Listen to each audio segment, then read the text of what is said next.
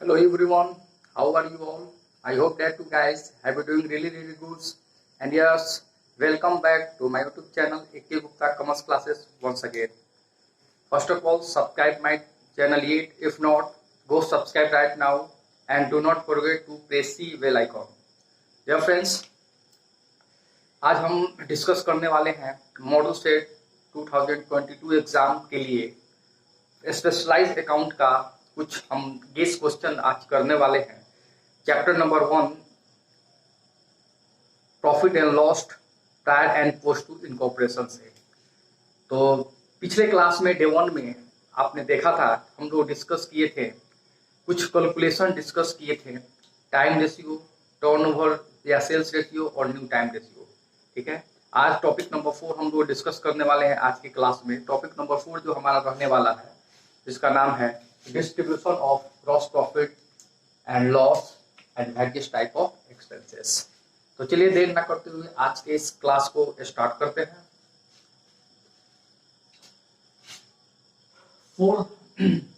Topic number 4 में हमारा जो रहने वाला है, सबसे पहला जो आएगा ग्रॉस प्रॉफिट या ग्रॉस लॉस। देखते हैं कहता क्या, इट शुड बी डिस्ट्रीब्यूटेड या allocated on the basis of sales या टर्नओवर। ठीक है, ग्रॉस प्रॉफिट या ग्रॉस लॉस जो है, इसको हमेशा जो है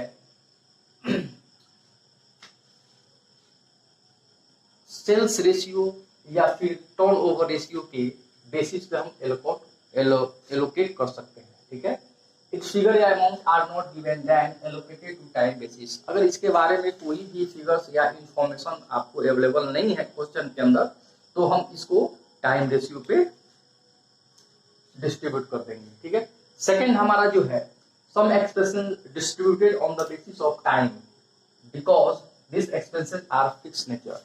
कुछ एक्सपेंसेस ऐसा भी है जिसको हम लोग टाइम बेसिस पे डिस्ट्रीब्यूट करते हैं, क्योंकि ये फिक्स नेचर के होते हैं। ठीक है, क्योंकि हम जानते हैं कि हम लोग एग्जाम के प्रिपरेशन कर रहे हैं, ठीक है ना, तो ज्यादा डीपली न जाकर हम कुछ आपको शॉर्टकट में ही कुछ डिटेल बताएंगे, जिसको आप अगर फॉलो कर लेते हैं तो एग्जाम में आप अच्छा क्वेश्चन को सॉल्व कर सकते हैं। ठीक है, तो देखते हैं कौन कौन सा वो एक्सपेंस है, ठीक ना, जिसको टाइम बेसिस पे डिस्ट्रीब्यूट किया जाता है प्रॉफिट एंड लॉस अकाउंट में। ठीक है, जैसे सैलरी हो गया, रेंट एंड रेट्स, आपका general expenses, office expenses, interest on loan या इंटरेस्ट ऑन कैपिटल, इंश्योरेंस हो गया, हमारा टेलीफोन एक्सपेंसेस हो गया, इलेक्ट्रिसिटी हो गया, एडमिनिस्ट्रेशन एक्सपेंस हो गया, रिपेयर एंड रिन्यूअल्स हो गया, डिप्रेसिएशन आ जाएगा हमारा, पोस्टेज एंड स्टैम्प हो गया, printing and stationery, audit fee.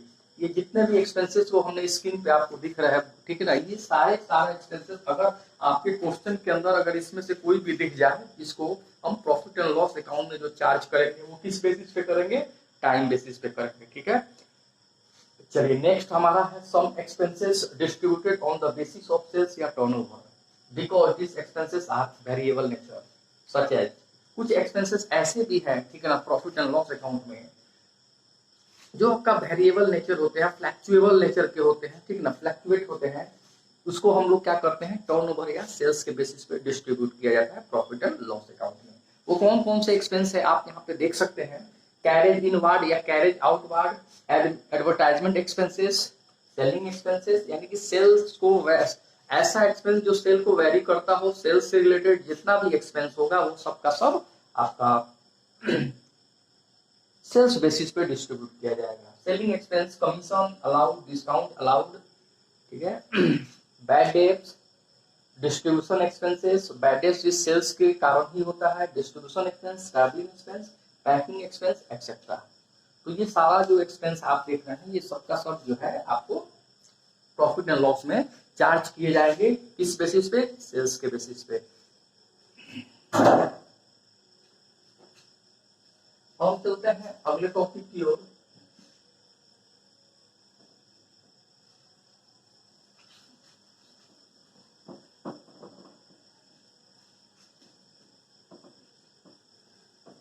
Fourth number topic जो हमारा लास्ट टॉपिक हो जाएगा,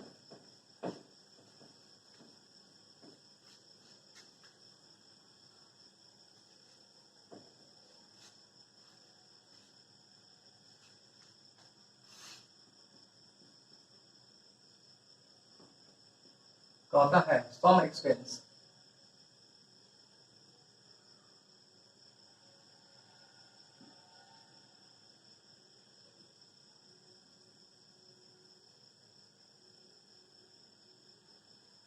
only some expenses, so only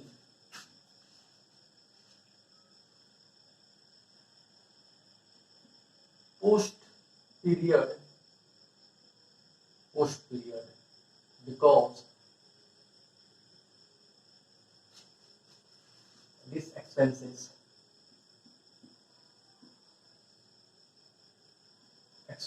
are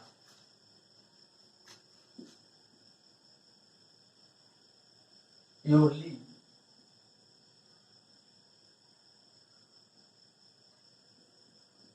post period expenses। कुछ एक्सपेंसेस ऐसे भी हैं जो हमारे प्रॉफिट एंड लॉस अकाउंट के अंदर चार्ज किए जाएंगे सिर्फ पोस्ट एक्सपेंस के बेसिस पे, यानी कि पोस्ट पीरियड के बेसिस पे, ठीक है। क्योंकि ये जो एक्सपेंस होते हैं प्योरली जो पोस्ट पीरियड एक्सपेंस होते हैं, ठीक है। Such as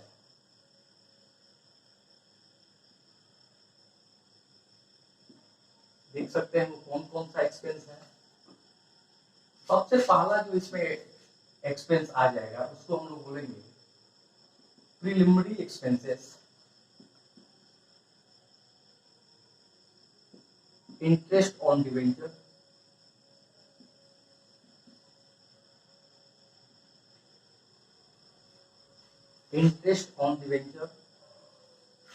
underwriting commission,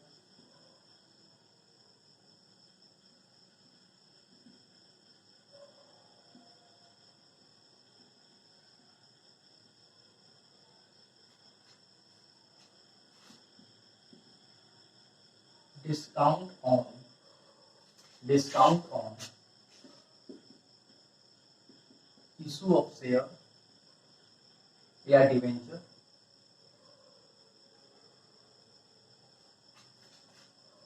director fees,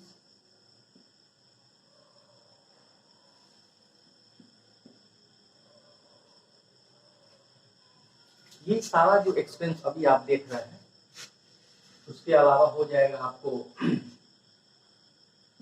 any expenses related to the company etcetera. कोई भी अदर एक्सपेंस जो है जो कंपनी से रिलेटेड है वो सारे को हम लोग पोस्ट पीरियड का एक्सपेंस मान लेते हैं, ठीक है। तो यहाँ पे देखने वाली बात है तो हमारा प्रिलिमिनरी एक्सपेंसेस जो है इंटरेस्ट ऑन डिवेंचर है, underwriting commission, discount on issue of share या debenture, director fees, any expenses related to the company, यानी कंपनी के से रिलेटेड जितने भी एक्सपेंस होंगे वो सब के सब हमारा पोस्ट पीरियड का एक्सपेंस माना जाएगा। क्लियर है? चलिए इसको नोट डाउन करेंगे फटाफट ताकि आगे के टॉपिक को हम लोग देखते हैं। डियर फ्रेंड्स, अब हम लोग एक क्वेश्चन देखने वाले हैं अपने मॉडल सेट 1 का जो इस चैप्टर से रिलेटेड हो। तो क्वेश्चन देखेंगे, क्वेश्चन अपने अपने मॉडल सेट में देखेंगे। क्वेश्चन कहना चाह रहा है कि on 1 April 2011 Monica Limited was incorporated for the purpose of taking over a running business from 1st January 2011 for the year ended 31st December 2011. Following particulars are available from its record. कहना चाहता है Monika limited का incorporation जो हुआ है वो 1 April 2011 को हुआ है, ठीक ना। किस पर्पस से? तो 1 जनवरी 2011 को एक रनिंग बिजनेस को परचेस कर लिया गया है और उनका जो ईयर एंडिंग जो है 31 दिसंबर 2011 है, ठीक ना। और आपको कुछ रिकॉर्ड्स दिए गए हैं जैसे नीचे देख सकते हैं आप। Total sales for the year आपको 50,000, sales from 1 January 2011 to 1 April 2011 आपको 10,000 है। Gross profit for the whole year 15,000। Total expenses of 2011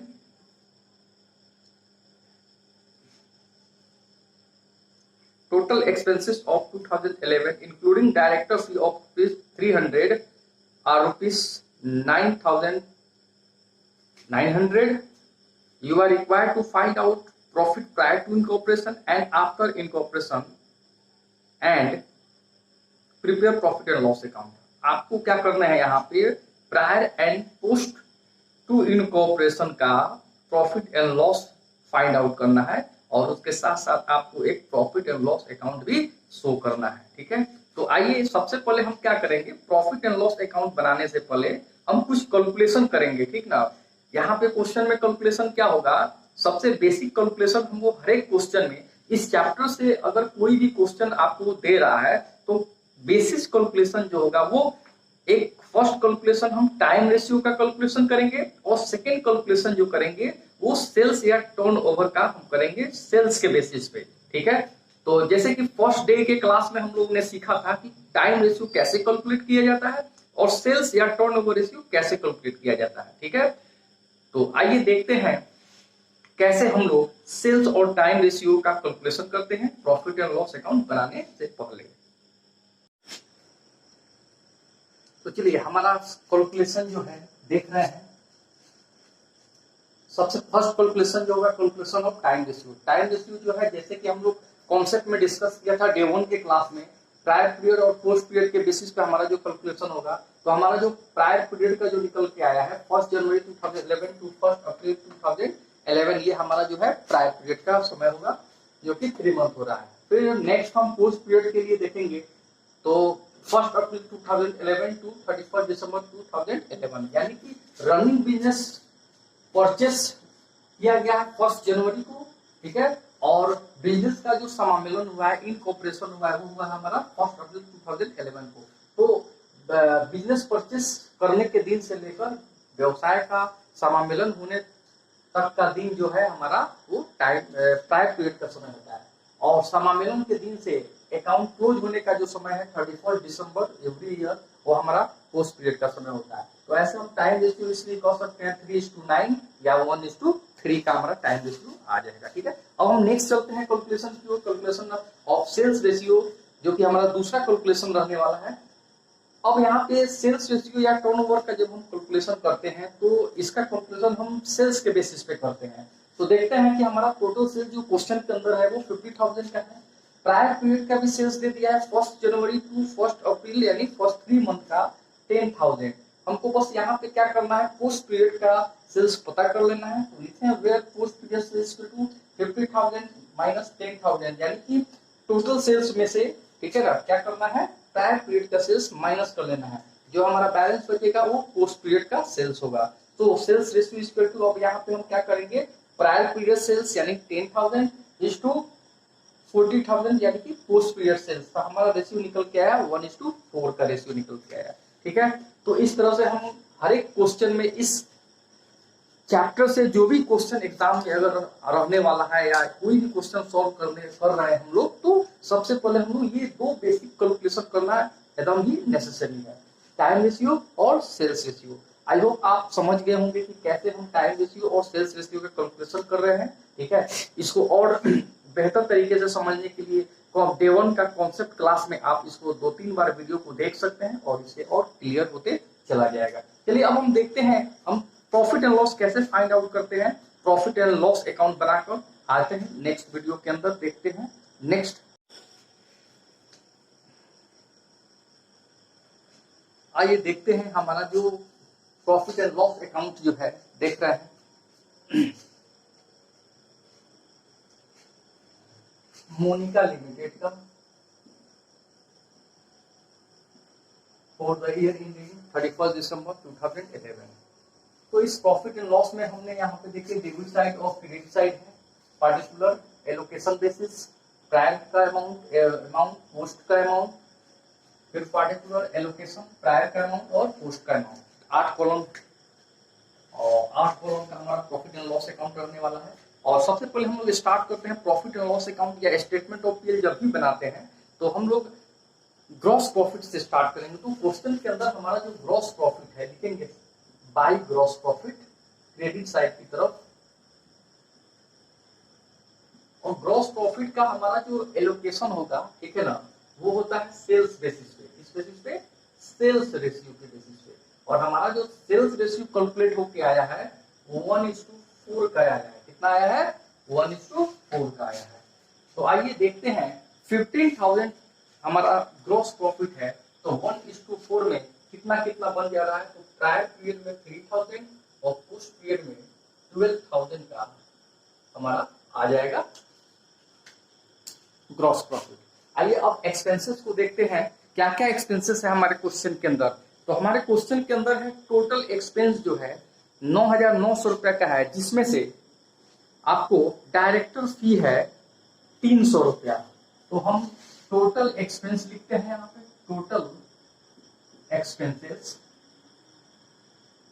जो 9,900 है और टू टोटल एक्सपेंस और टू डायरेक्टर फी, डायरेक्टर फी। तो टोटल एक्सपेंस 9,900 है, जिसमें से डायरेक्टर फी 300 रुपया है। तो डायरेक्टर फीस तो जैसे कि हम लोग जानते हैं, कॉन्सेप्ट में हम लोग देखा कि प्रायर पीरियड का एक्सपेंस है डायरेक्टर एक्सपेंसेस। तो डायरेक्टर फी जो है यहाँ पे दिखा दे देंगे पोस्ट, और अमाउंट जो है इसका 300 रुपया डायरेक्ट पोस्ट पीरियड में केवल दिखाया जाएगा, क्योंकि ये जो एक्सपेंस पोस्ट पीरियड का होगा उसको सिर्फ और सिर्फ पोस्ट पीरियड में ही, पोस्ट वाले कॉलम में ही शो करेंगे।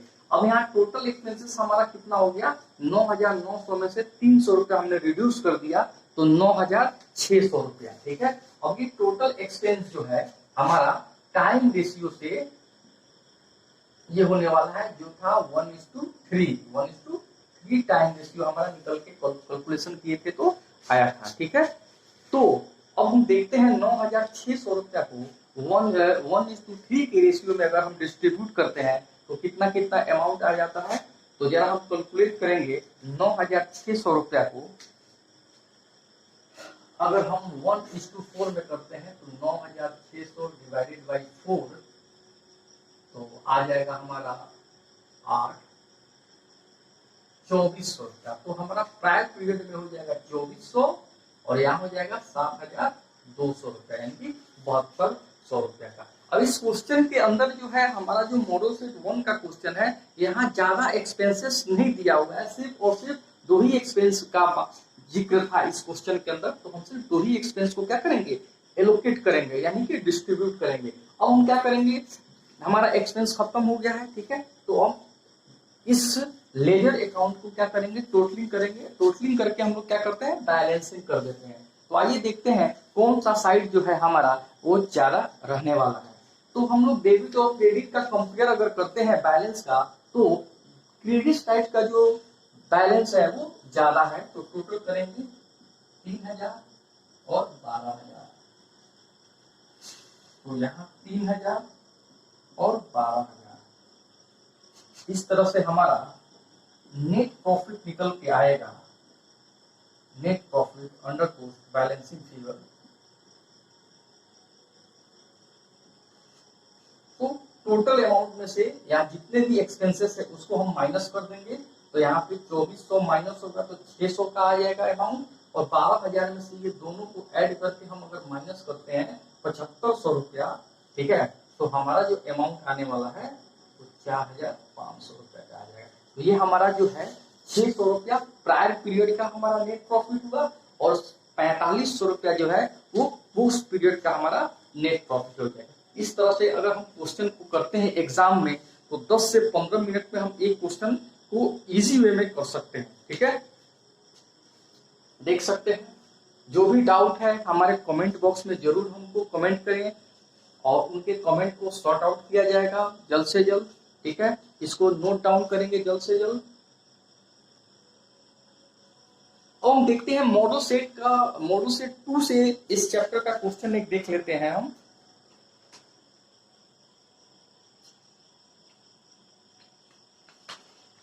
मॉडल सेट 2 कहता है a limited company was incorporated on 1st June 2011 in order to purchase of running business from 1st January 2011. Following particulars are available from its records. जो भी विवरण है वो उसके रिकॉर्ड से अवेलेबल किया गया है। ये क्वेश्चन जो है 2007 में भी पूछा है आपके एग्जाम में, और 2015 में भी पूछा हुआ है। यानी कि अभी जो हम क्वेश्चन बनाए हैं वो बहुत ही आपके एग्जाम के पॉइंट ऑफ व्यू से वीवीआई रहने वाला है। तो इस क्वेश्चन को अच्छे से आप रिवीजन कर लें। हो सकता है कि आपके एग्जाम में सेम फिगर सेम अमाउंट में आपको ये क्वेश्चन आया, या फिर सेम डेटा आपके क्वेश्चन में रहेगा और सिर्फ और सिर्फ अमाउंट में यहाँ पे क्या होगा, फिगर चेंज हो जाएगा। ठीक है, लेकिन बनाने का जो प्रोसेस होगा वो सेम रहेगा आपका, इसमें कोई डिफरेंस नहीं रहने वाला है, ठीक है। तो चलिए, total sales for the year है 80,000। Sales from 1 January 2011 to 30 May 2011, यानी जनवरी से 30 मई 5 मंथ का जो समय है वो प्रायर पीरियड का हो जाएगा, और 30 मई यानी कि 1 जून से 31 दिसंबर जो है आपका वो पोस्ट पीरियड, यानी कि यहाँ पे टाइम रेशियो अगर हम कैलकुलेट करते हैं तो 5:7 का हमारा रेशियो निकल के आ जाएगा। Gross profit for the whole year 30,000, और 30,000 को क्या करना है यहाँ पे सेल्स रेशियो में डिस्ट्रीब्यूट कर देना है। आगे देखते हैं सेल्स रेशियो कितना आ सकता है। टोटल एक्सपेंसेस ऑफ 2011 25,000, जिसमें से इंक्लूडिंग डायरेक्टर फी 1,000 डायरेक्टर फी है, तो डायरेक्टर फी सीधे पोस्ट में हम दिखा देंगे। इस तरह से देखा जाए तो सेट नंबर 1 और सेट नंबर 2 में सेम क्वेश्चन ही है, बस अमाउंट का अंतर है। और बाकी जो 24,000 हो जाएगा, 25 में से 1,000 डायरेक्टर फीस को निकाल देंगे, 24,000 को टाइम रेशियो पे डिस्ट्रीब्यूट कर दिया जाएगा। कंपनी शेयर कैपिटल 75,000, कंपनी का शेयर कैपिटल 75,000 है। डियर स्टूडेंट, मैं आप एक बात क्लियर कर दूं कि प्रॉफिट एंड लॉस अकाउंट में, किसी भी प्रॉफिट एंड लॉस अकाउंट या स्टेटमेंट ऑफ पीएल में हम लोग कंपनी के शेयर कैपिटल को शो नहीं करते हैं। शेयर कैपिटल हमेशा बैलेंस शीट में शो किया जाता है, इसलिए कोई अगर ऐसा एक्स्ट्रा आइटम आपके क्वेश्चन में दे दिया हो जो पीएल अकाउंट में शो नहीं करता है, उसको हम शो नहीं करेंगे, ठीक है। बहुत सारे स्टूडेंट क्या करते हैं कि जितना आइटम आपको क्वेश्चन में दिया हुआ है सबको उस अकाउंट में, रिलेटेड अकाउंट में क्या करते हैं, पुट कर देते हैं। ये गलत मेथड हो सकता है, क्वेश्चन आपका गलत हो सकता है, ठीक है। तो इसलिए प्रॉपर नॉलेज, सब्जेक्ट का प्रॉपर नॉलेज, टॉपिक का प्रॉपर नॉलेज होना बहुत ही इंपॉर्टेंट है, ठीक है। और इस तरह से आपसे पूछता है, you are required to find out profit prior to incorporation and after incorporation and prepare profit and loss account. आपको प्रॉफिट एंड लॉस अकाउंट भी बनाने के लिए बोला हुआ है, ठीक है। तो जल्द से जल्द इस क्वेश्चन को सेम ऐसे ही बेसिस पे क्वेश्चन को मॉडल सेट नंबर 2 का जो क्वेश्चन है आप लोग कर सकते हैं इजी वे में, नोट डाउन करेंगे।